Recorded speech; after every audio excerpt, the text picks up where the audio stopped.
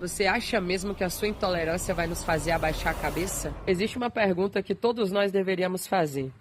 De que vale a liberdade religiosa escrita na Constituição se ela desaparece justamente quando a nossa religião é praticada? O Brasil é um estado laico, certo? Isso significa que a Constituição garante o livre exercício dos cultos religiosos e determina que os locais de culto e suas liturgias sejam protegidos. Na teoria, esse direito pertence a todos.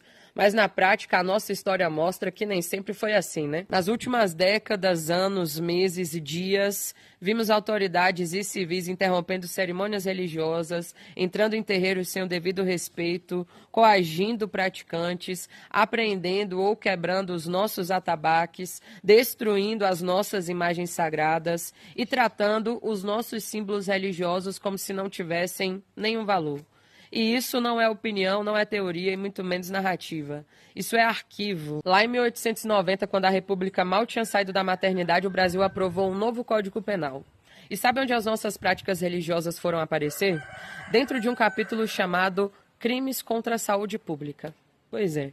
O Estado dizia que determinadas práticas espirituais representavam um problema para a sociedade. E o mais irônico é que, enquanto chamavam o Exu de demônio, ninguém estava preocupado em criminalizar quem inventou o Capitão do Mato. E você sabia que existia uma coleção dentro do sistema chamada Magia Negra? Sim. Era esse o nome dado oficialmente ao acervo de atabaques, fios de conta, de imagens sagradas retirados à força dos terreiros durante operações policiais. Detalhe: não escondidos, não num porão qualquer, era catalogado, organizado e exposto como curiosidade. Imagine só você roubar o sagrado de alguém e ainda dar nome para sua coleção de roubo. Não era apenas a apreensão de objetos. Era a tentativa de retirar dessas comunidades o que sustentava a sua identidade e a sua memória. E até 1976, muitos terreiros precisavam pedir licença das autoridades para funcionar. E o pior, pagar e ter o papel não era garantia de nada. A polícia ia quando bem entendia, do jeito que bem entendia. Porque, no fundo, aquele papel nunca foi sobre regularizar, foi sobre controlar. Meus irmãos, olhar para todas essas histórias não é para alimentar o ódio.